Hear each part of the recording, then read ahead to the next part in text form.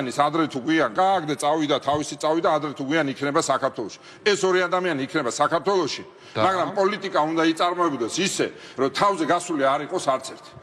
ფაქტი არის, რომ ხელისუფლება ჩვენ გვჭირდება არა როგორც ბატონად, არამედ გვჭირდება როგორც მსახურად. ამ თვალსაზრისით ტესტი ვერ ჩავაბარეთ ვერც ჩვენ. ტესტი ვერ ჩააბარა, კი არა, ამათმა საერთოდ ვერ ჩააბარეს. ამიტომ განსხვავება რა უნდა იყოს? ახალი კაცი მოვა, რომელიც ბიძინას თავს მოაჭრის?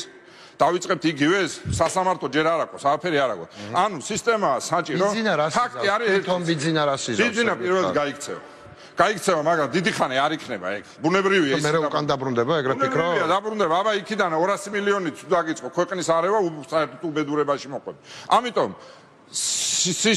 ფაქტი არის ერთი, რომ ამ ქვეყანაში ამ ორმა ადამიანმა უნდა ისხოვდეს იმიტომ რომ ხო ელექტორალური წონა ორივეს აქვს, ამას ძალიან დიდი ფული აქვს, ამას ელექტორალური წონა აქვს თავის, ხო? ფაქტი არის, რომ ასე შეხედე, ისე შეხედე, 20 წელიწადია სააკაშოს მინიმუმ 25% თავისი ელექტორატი ყავს.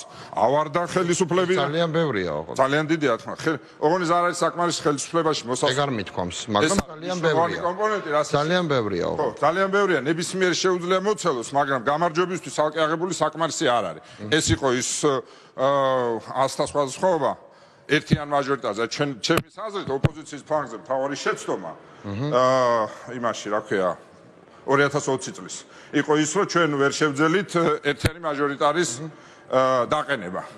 შედეგიდანაც ვნახეთ გლდანი, სადაც ერთიანი